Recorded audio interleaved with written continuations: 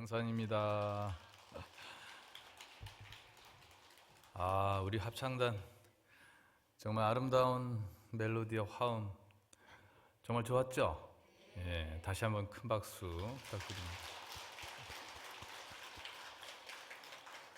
여기 올라오기 전까지만 해도 몸도 마음도 이렇게 긴장이 돼 있었는데 저 아름다운 노랫소리를 들으니까 이렇게 편안하게 릴렉스가 됐습니다. 아이고 감사드립니다. 합창단이 갈수록 실력이 더 좋아지는 것 같죠? 예. 노래 좋아요. 그래요. 제가 이제 갑진년 새해 이렇게 처음 인사드린 것 같은데 올 한 해도 늘 건강하시고 행복하시기를 항상 여러분들 위해서 축원하겠습니다.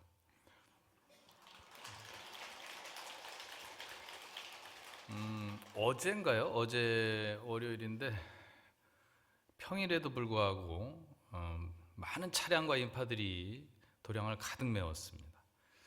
전 무슨 일인가? 오늘 무슨 행사가 있나 싶어서 큰절에 와 보니까 특별한 행사가 없었어요. 오히려 스님들 회의가 있었는 날이었는데 그래서 보니까 이제 전날 9시 뉴스에 우리 그 통도 자장매가 소개가 됐다고.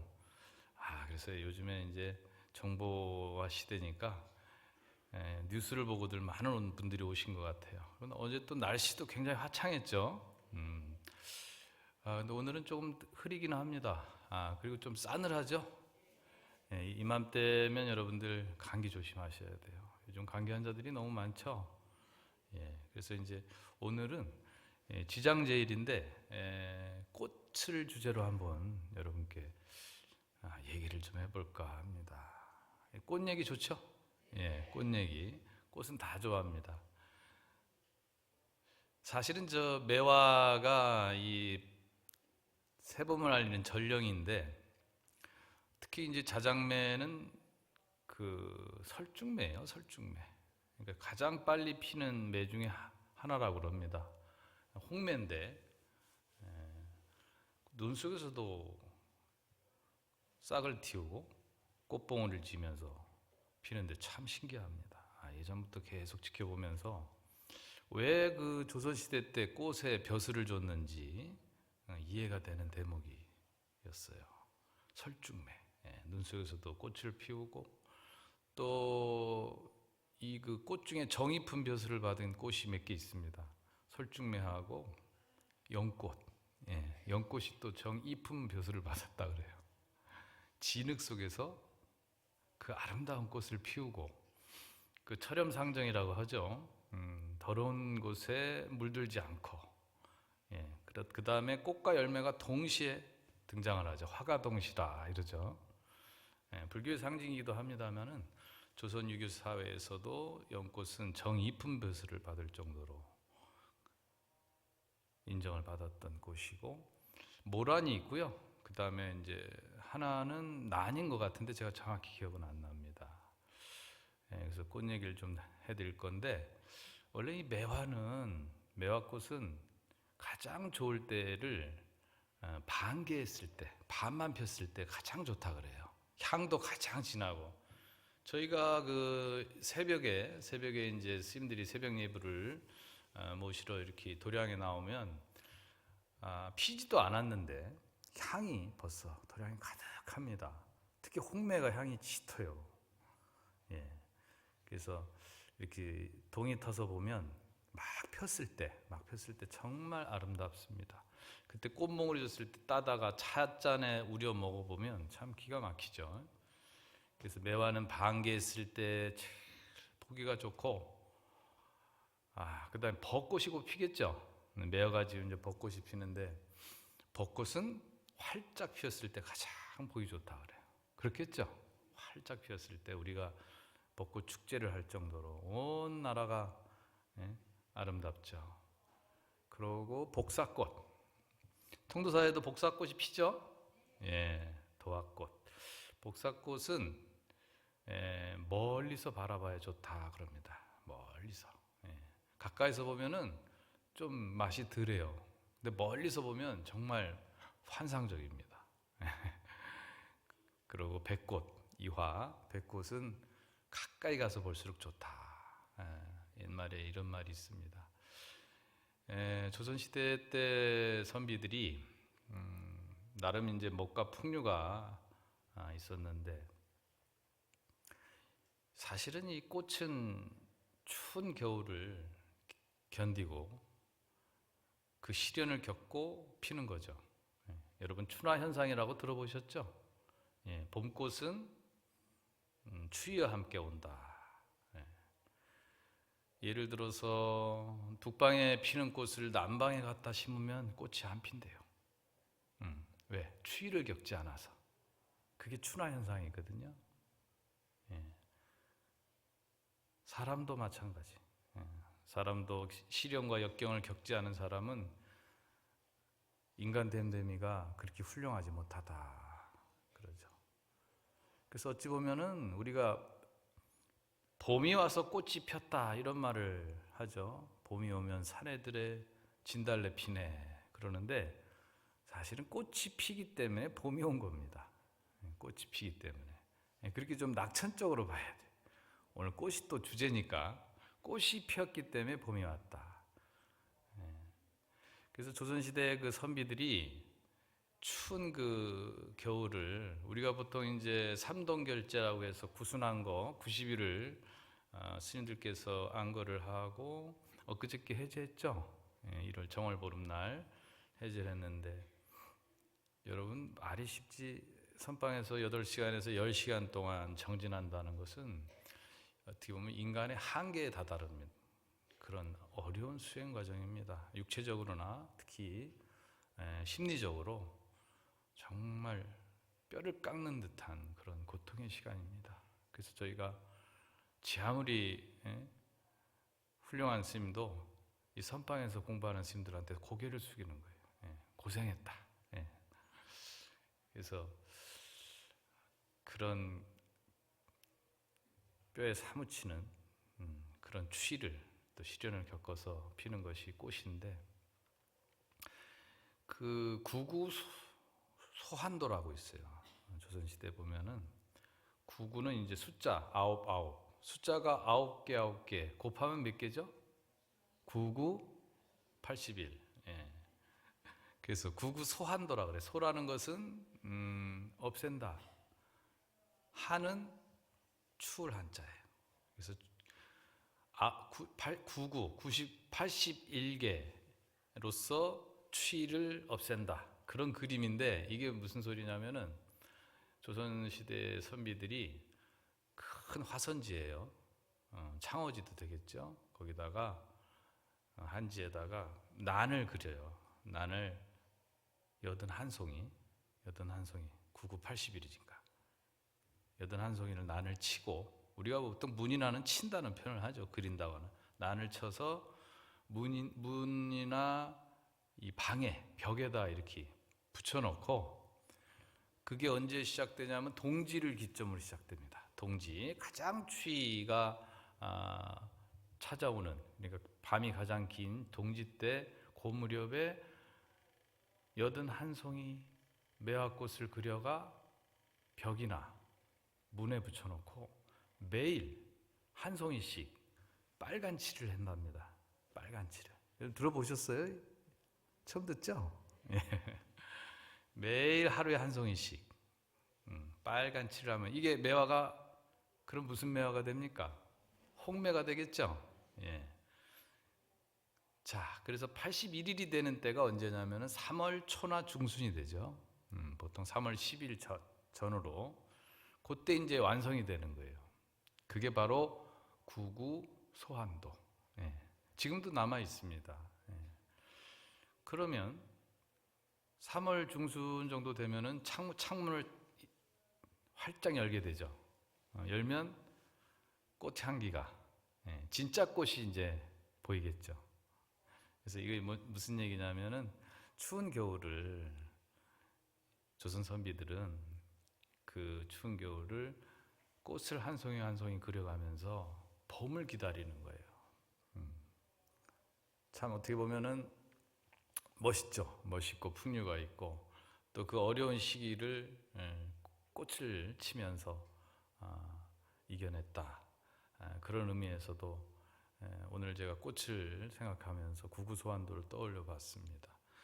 또 우리 성가에서도 황벽 스님 하면은 대표적인 선승 중에 한 분인데, 그 황벽 희운 스님이 그 개송의 선시에 보면은 불시일번 한철골 하면 쟁등매와 박병이라는 대목이 나와요.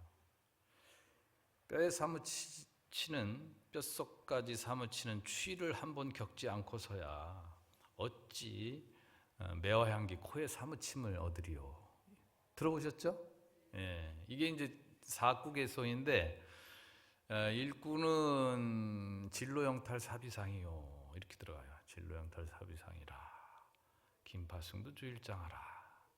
진로영탈이라는 것은 우리가 중생계 중생으로 머물면서 번뇌망상 속에 살죠. 이걸 벗어난다는 것이 보통 일이 아니다. 이게 말은 쉽지, 이 번뇌망상 욕망을 벗어나기가 보통 일이 아니다. 그럼 어떻게 해야 되겠느냐? 김파승도 줄끝을 단단히 부여잡고 주일장 한바탕 정진해봐라. 그래서 이 줄끝이라는 것은 구체적으로 얘기하면 화두예요. 화두인데 그것은 선방의 선객들이 화두기도 하고, 우리가 일상에서 인생을 살면서 갖는 화두들이 다 있죠. 그 화두이기도 해요. 주로 이제 일반인들은 어떻게 잘 먹고 잘 살 것인가죠. 어떻게 행복하게 살 것인가, 어떻게 잘 먹고 잘 살 것인가, 어떻게 아이들을 잘 키워서 훌륭한 인물이 되게 할 것인가, 어떻게 하면 가정이 화목할 것인가, 어떻게 하면 건강해서 오래오래 살 것인가, 이런 것들도 다 화두예요. 절집에서 내려오는 1700공안만 화두가 아니고 우리가 인생을 살면서 누구나 다 그런 화두를 갖고 삽니다. 그 화두를 꽉 부여잡고 열심히 살아봐라. 근데 그 열심히 사는 가운데 누구나 다 시련과 고난과 역경이 닥치게 되죠. 그걸 겪지 않고서는 결국은 꽃을 피울 수 없다. 그 이야기가 됩니다. 그래서 오늘 저 영각 앞에 핀 자장매라든지 그 주변에 보면은 또 있죠. 청매도 있어요. 청매도 폈어요. 청매도 피고 백매도 있고, 조금 있으면 이제 복숭아꽃도 피겠는데, 제가 그 꽃을 보면서 그런 교훈을, 또 그 삶의 어떤 지혜라고 할까요? 그런 것을, 마냥 꽃만 보고 좋다 이쁘다 사진만 찍을 일이 아니고, 바로 이제 여러분들이 꽃이라는 걸 인식을 해야 됩니다. 여기 오늘 여러분들 꽃으로 놔두신 거예요. 이 도량, 이 법당, 맞죠? 대답이 현찮은데. 여러분 꽃 맞습니다. 그죠? 왜 여러분이 꽃이 돼야 되냐면, 여기 시련과 역경과 고난을 겪지 않은 사람 있어요? 여기까지 오면서? 한번 손 들어보세요. 나는 전혀 고난과 역경과 시련을 겪지 않았다. 인생을 살면서. 뼈에 사무치는 고난과 역경을 다 겪으셨죠? 그렇기 때문에 여러분들은 꽃입니다. 그래서 아름다운 거예요. 근데 꽃은 활짝 웃습니까? 웁니까? 활짝 웃죠? 활짝 웃으세요. 이제 조금 웃으시네. 제가 이제 항상 이렇게 법상에 올라오는 게 두려운데, 그 중에 하나가 여러분들 표정이 두려워.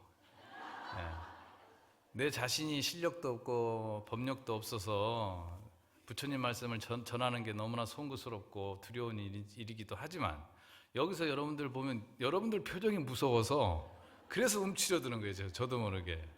평소에 이렇게 웃으세요. 여러분들은 꽃으로 오늘 오신 거예요. 구구소환도를 제가 예를 들었습니다마는, 매일매일이 여러분들은 그 색칠을 하는, 하얀 종이에 예쁘게 색칠을 하듯이 이렇게 인생을 삽니다. 그렇게 아름답게 가꾸는 거죠. 근데 그 과정에 반드시 시련과 고통이 따르게 돼 있습니다. 그래서 이 시련과 고통에 감사해야 될까요? 미워해야 될까요? 감사해야 됩니다. 아이고, 오늘도 시련을 주셔서 감사합니다. 오늘도 이 고난을 주셔서 감사합니다. 제가 이 덕분에 인생에 이렇게 꽃을 피우고 이렇게 아름답게 살 수 있습니다 하고 감사해야 돼요. 아시겠죠? 자꾸 피하려 하지 마시고 부정하시고 밀어내려고 하지 마시고 감사하게 받아들이십시오. 그래서 제가 오늘은 이제 지장제이기도 하고 그래서 꽃과 우리 인간사를 좀 비유를 해봤는데 아까 이제 서두에 뭐 매화는 반개 있을 때 이쁘고 벚꽃은 만개 있을 때 이쁘고 또 뭐 도화꽃은 복숭아꽃은 멀리서 볼 때 이쁘고 뭐 이런 얘기를 했는데 가만히 생각을 해보니까 우리 사는 인간 세상도 인간 관계도 꽃과 다르지 않다 하는 생각을 했어요. 이 사람 사이가요, 인간이라는 게 사람 인자에 사이간자잖아요. 적당한 간격을 유지해야 돼요. 이 간격 조절 잘못하면 골치 아픕니다. 인간관계에서 사람 빼면 뭐가 있어요? 사람 빼면 아무것도 없어요. 우리가 사는 모든 이 세상이 다 인간관계예요. 울고 웃고 거기서 희노애락이 다 거기서 벌어진다. 그래서 어떤 사람은 반쯤 간격을 유지하고 반개 했을 때 이쁜 매화처럼 매화꽃을 보듯이 어떤 사람 불각은 불가원에서 반개처럼 좀 가까이 해줄 때가 있고 또 어떨 때는 가까이 가서 너무 가까이 가서 정말 뚫어져라 사랑하면서 살 때도 있고 또 어떤 때는 멀찌감치 좀 떨어져서 사이를 좀 간격을 멀찌감치 줘서 봐야 될 인간 관계도 있고 또 어떤 때는 서로 사이를 지켜가면서 그렇게 사는 게 그게 지혜로운 삶이 아닌가. 사람 관계도 다르지 않다. 그런 생각을 해봤습니다. 가만히 생각해 보면 가까운 사람일수록 사이를 잘 조정을 해야 되겠죠. 뭐 생면부지 처음 보는 사람한테 뭐 저희가 멀리 할 건 뭐가 있겠습니까? 친절하게 대해줘야죠. 오히려 가족, 친지, 친구, 동기 간에 그 사이 간격을 잘해야 됩니다. 그 호저 이야기라고 옛날에 그 이어령 박사님이 그런 얘기를 한번 해주셨는데 돌아가셨죠. 그 추운 겨울날 호저가 뭐냐면요 고슴도치예요. 일종의 고슴도치인데 우리나라의 고슴도치는 그렇게 털이 길지가 않은데 그쪽의 호저는 굉장히 길어요 털이. 근데 이 고슴도치가 추운 겨울을 이겨내는 이야기인데 너무 추운 날 너무 추우니까 어떻게 해요? 이 호저들이 서로 모여서 체온을 유지하기 위해서 모여가지고 산답니다. 근데 그 과정에서 이 가시가 기니까 서로 찔리는 거예요. 그래가지고 가까이 가서 팍 찔리면 또 놀래가지고 또 떨어지고 막 이런 과정을 겪다가 심지어는 한번 찔리면 얼마나 아팠겠어요. 그러니까 아예 멀리 떨어져 있다가 또 심지어는 얼어 죽기도 하고 그런답니다. 호주들도. 그래서 사람도 다르지 않다. 너무 가까이 또 너무 멀리 떨어져 있으면 안 된다. 간격 조절을 잘해야 된다. 그런 말씀을 들은 기억이 납니다. 그래서 우리가 꽃을 보면서 오늘도 한번 그런 삶의 지혜를 한번 생각해보는 시간이 됐으면 하고요. 제가 그 언제고 지장제일날 기회가 되면 우리 지장경을 한번 소개를 해야 되는데 하는 생각을 했는데 지장경 보통 지장보살 본원경이라고 하죠. 지장경이 양이 꽤 많아요. 그 완독을 하는데도 4-5시간 걸릴 정도니까. 근데 지장경 처음에 이렇게 보면은 책을 피면은 8대 금강 4대 보살이 등장을 합니다. 그분들은 호법신장들이에요. 그래서 이 경전을 읽는 사람들을 보여줄 뿐만 아니라 이 도량을 옹호해주는 호법의 대상들이기 때문에 예를 올립니다. 8대 금강 4대 보살. 그리고 나오는 게 예찬입니다. 그러니까 지장보살에 대한 찬문이 등장을 하는데 그 찬문을 번역한 글 중에서 가장 이제 보편화되어 있는 많이 쓰는 게 태경당 권상로 박사. 우리가 태경당 하죠. 그분이 번역한 겁니다.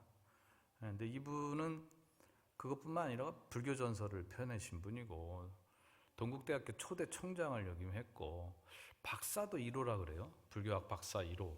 굉장히 그 어떻게 보면 입지적인 인물인데 친일 행정 때문에 좀 묻혔어요. 친일파, 친일 행정 때문에 좀 묻혔는데 이분이 이제 이야기가 참 재밌습니다. 그 잠깐 소개를 드릴까 합니다. 원래 이분이 문경생이에요. 문경에서 태어나셨어요. 문경에 가면은 그 석봉리라고 지금도 있는 것 같은데 거기서 태어나셨는데 이 태어난 일화가 참 재밌습니다. 당시에 문경 김영사 가보셨어요? 예, 김영사 좋습니다. 꼭 한번 가보세요. 당시에 그 9살에 조실부모를 하고 절에 맡겨진 스님이 있었습니다. 근데 이제 바로 절에 들어온 건 아니고 밖에서 그냥 한참을 떠돌다가 뒤늦게 늦깎이로 들어왔다 그래요. 그러니까 얼마나 참 지금은 뭐 다 늦깎이입니다만은 예전엔 늦깎이들이 그 살기가 어려웠다네요. 근데 이제 일자무식이라 이분은 이제 기도밖에 할 게 없어요. 그래서 명부전에서 그냥 평생 기도만 하셨는데 글을 모르니까 취급도 못 받고 또 늦깎이라 또 구박받고 이렇게 살았는데 조실 스님께서 이제 불쌍해서 걷어줬는데 하도 이제 그러니까 너는 그 남아미탑을 관세음보살만 해라. 뭐 글 배울라 생각도 마라. 나이 먹어서 뭐가 되겠니? 근데 그 당시 김영사에 강원이 있었어요. 옛날에 큰 강원이 있었대요. 강당에서 공부하는 학연 스님들이 얼마나 부러웠겠어요. 그래서 자기는 이제 맨 명무전 기도를 하다가 이제 나이가 들어서 하루는 가사장사하면서 하고 각방을 다니면서 조실스님 비롯해서 각방을 다니면서 아이고 이 늦깎이 이중을 지금까지 대중스님들이 살펴주셔서 이렇게 기도하고 살았습니다. 감사합니다. 제가 7년 뒤에 다시 오겠습니다. 그리고 인사를 하고 다니는 거예요. 그러니까 이제 뒷방 스님들이 대중스님들이 아이고 저 양반이 나이를 먹더니 노망이 들었나 별소리를 다 한다고 그렇게 이제 생각을 했는데 조실스님은 아시는 거야. 아, 이 사람이 갈 때가 됐구나.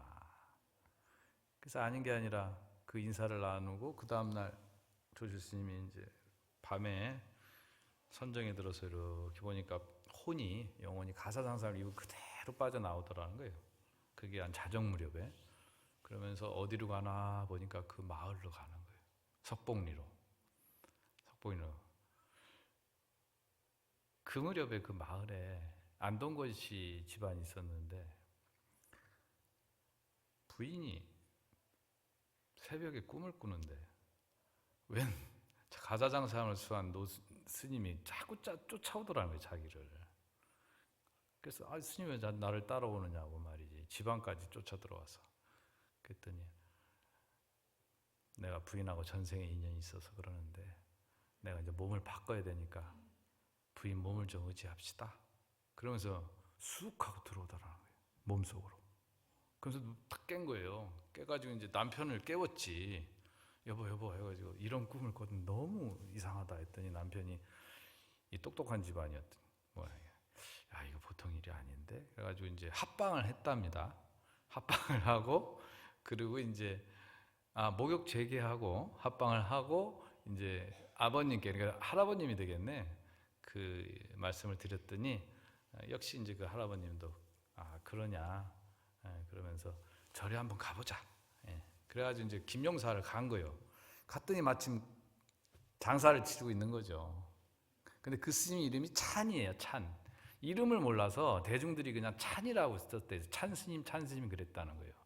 그 찬 스님이 돌아가셔서 이제 장사를 지내는 거지. 그래서 이제 하도 시안해가지고 그 찬스님 좀 볼 수 있느냐 하는데 이미 죽은 사람은 어떻게 봐요? 그랬더니 이제 조실 스님이 소란이 일어나니까 무슨 일이냐?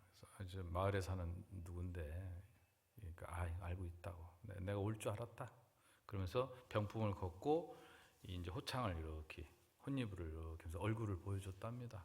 근데 그 며느리가 보고 깜짝 놀래요. 그 스님 맞다는 거예요. 그래가 이제 아이가 태어났어요. 그래가지고 이제 너무 신기해가지고 아이를 안고 이제 가서 조실 스님께 이름을 지어달라고 그랬더니 몽찬이라고 해라. 몽찬. 꿈에서 본 찬이다. 그래서 권상로 박사가 태경당의 이름이 몽찬이래요. 성명이. 몽찬으로 해라. 그래가지고 이제 이 아이가요 얼마나 신동이었던지 4살 5살 무렵에 사서상경을 다 띄워버리는 거예요. 그러니까 전생에 죽으면서 그 글을 못 배운 한을 맺혀서 내가 다음 생에는 8만대장경을 달달달달 외우겠다 이런 원을 세웠다는 거예요. 그래가지고 이미 4살 5살에 사서상경을 띄워가지고 동네에서 이길 아이가 없는 거예요. 100일장 나가면 무조건 장원이라. 그래서 그때 7살 무렵에 이제 불안한 거예요. 부모는. 그렇잖아요. 이 스님이 들어왔는데 또 저리 가면 어떡하지? 그래가지고 이제 점촌으로 이제 이사를 가려고 하는데 점촌도 가까운 거라. 점촌 어딘지 아시죠? 문경에서 점촌 가깝잖아. 여기도 안 되겠다 싶어가지고 서울, 한양으로 가자, 서울로 가자 해가지고 이제 결정을 다 내리고 그래도 마지막에 절에 가서 인사는 하고 가야지 이런 인연인데 아버지가 7살짜리 애를 데리고 이제 부처님께 인사 하나 올리고 가자 그러고 간 거예요. 갔는데 아이가 절에 도착하자마자 여기 살겠다 이런 거예요. 그래가지고 그 어르고 달래고 뭐 야단을 쳐도 소용이 없는 거예요. 그래서 강제로 데리고 갔더니 애가 막 열이 펄펄 끓으면서 막 죽어나는 거예요. 그래서 이건 도저히 안 되겠다. 주의스님이 아이고 그냥 놔두고 가요. 때가 되면 집에 찾아가겠지 뭐. 그래가 이제 절에 맡겼다는 거야. 근데 이 아이가 절에서 계속 안 나오고 산 거예요. 그래서 거기서 강원을 나오고 걔는 18살에 받았던데 그 무렵에 뭐 강사가 되고요. 예? 그래서 서울까지 진출해서 중앙불교학교 교수가 되고 막 이래가 이제 동국대 총장까지 오른 그런 일화가 있습니다. 근데 이분이 이제 번역을 한 게 너무 많아가지고 우리가 정말 지금까지 그 후학들이 이렇게 큰 고생 안 하고 책을 볼 수 있어요. 1965년도에 돌아가셨다. 86세인가 아주 수를 다 하셨습니다. 그래서 제가 이제 권상로 박사 이렇게를 연구해 보면서 조선 시대 때는 이제 승의 억불 정책이니까 스님들께 우리 불교 어떻게 보면 일본이 좀 많이 우호적으로 됐죠. 예, 탄압을 많이 받던 불교다 보니까 일본은 또 불교 국가고 그래서 스님들이 친일을 많이 하게 돼요. 근데 뭐 물론 만해 한용운 같은 분도 있지만은 시대적인 그런 걸 생각해 볼 때 그런데 이제 이분이 행적을 보니까 뭐 국사편찬위원회 위원도 하고 뭐 정말 직책을 많이도 맡고 어떻게 보면은 복이 많이 있는 어른이구나 하는 생각이 드는데 친일 행적으로 반민족 그 특인가요? 거기에 막 불려가기도 하고 고난을 좀 겪기는 했습니다만은 수를 다하고 행복하게 살다 가셨거든. 그래서 이런 것들이 전생에 그 수행사로서 스님으로서 기도 열심히 했던 그런 복이었겠구나. 그런 생각을 합니다. 여러분들도 기도 많이 하세요. 나무아미탑을 많이 하시고 이렇게 지장제일 나와서 지장기도도 많이 하시고 그래서 오늘은 이제 이분이 번역한 지장예찬문을 소개를 하고 마칠까 합니다. 그러고 보니까 제가 또 행자 때 들은 얘기가 갑자기 생각이 나는데 지장전 하니까 벌써 한 30년 전 일이네요. 원주 스님한테 들은 얘기예요. 행자 때. 이런 얘기 어디서 들으셨나 모르겠다. 명부전에 기도하는 스님이 한 분 계셨는데 이 별칭이 바쁘다 바빠 스님이에요. 들어보셨어요 혹시? 아, 이거 처음 공개하는 거네. 그럼 바쁘다 바빠 스님이 계셨대요. 왜 바쁘다 바빠가 됐냐면 신도들이, 이 스님 평소에 말씀이 없었어요. 기도만 하셨대. 근데 신도들이 지나가다가 스님께 인사를 올리거나 뭐 이렇게 질문을 하면 대답 대신 바쁘다 바빠 그러고 가셨대. 또 학인들이 또 스님 가서 뭐 안부 여쭙고 이러면 뭐 물어보면 바쁘다 바빠 뭐 이렇게 바쁜지 탁탁탁 하면서 맨날 그렇게 사셨대, 이 어른이. 그래가지고 별명이 바쁘다 바빠 스님이에요. 근데 이분이 이제 노스님이었는데 돌아가신 거야. 돌아가셔가지고 다비를 하잖아요. 다비를 하는데 지금은 뭐 우리가 저기 연화대를 잘 해가지고 가스로다가 이렇게 금방 하는데 옛날에는 장작으로다가 일일이 다 다비를 했을 거 아닙니까? 다비할 때 보면은 이 불쏘시개를 준비해서 보통 소뭉치에다 기름을 해서 거기다 불을 붙여가지고 거화요 그러면 거화 하면서 불을 탁 붙이고, 그죠? 또 이제 하화요 그러면 하화 하면서 이제 불을 놓죠. 그럼 불을 탁 놓으면은 다들 스님들이 옆에 있다가 스님 불 들어갑니다 하고 소리를 하죠. 얼른 나오세요. 얼른 나오세요. 그러거든. 예, 그 얼른 나오라는 게 뜨거워서 얼른 나오라는 게 아니고 빨리 속환사바라는 게, 속환사바. 빨리 사바세계 몸을 바꿔가지고 빨리 다시 오세요. 원력 피셔야죠. 그 얘기예요. 예? 신도들이 그거 궁금해하더라고. 왜 나오라 그러냐고. 불 들어가는데. 근데 이제 한 스님이, 한 학인이 평소에 바쁘다 바빠 얘기를 하신 어른이라 스님 아직도 바쁘십니까? 그랬다는 거예요. 스님 아직도 바쁘십니까? 그랬더니 갑자기 시신이 예? 주먹이 쑥 나오더래. 정말요? 예, 들은 얘기 저도. 예, 전설 따라 삼천리. 저 분명히 들었어요. 행자 때 주먹이 이렇게 나와. 이게 화두 아닙니까? 예, 한 주먹 보이신 거예요.